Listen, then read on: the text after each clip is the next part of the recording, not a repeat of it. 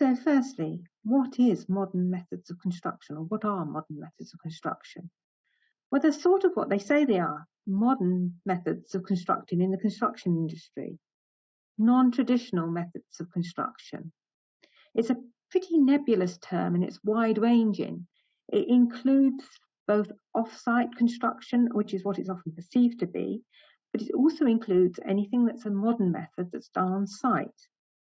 However, for the purposes of this webinar today, I will be concentrating on off-site construction and in particular, factory production line type construction, because those are the areas where legal issues arise the most commonly. Let's turn to the cons of MMC.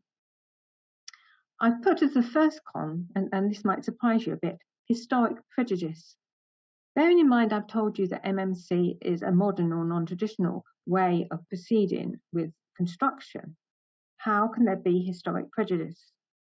Well, there can be, because off-site construction in particular has in fact been around in a very different form for many years.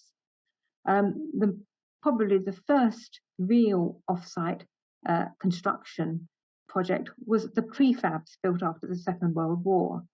And that name tends to conjure up poor aesthetics and poor quality.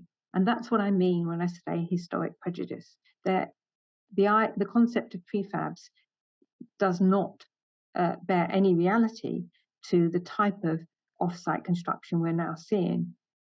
Most work under an MMC off-site construction type project is undertaken before delivery to site. And because that means that the MMC contractor has therefore incurred considerable costs before delivery to site, it is usual and normal for a payment of a large proportion of the value of the units to be paid by the employer before delivery to site.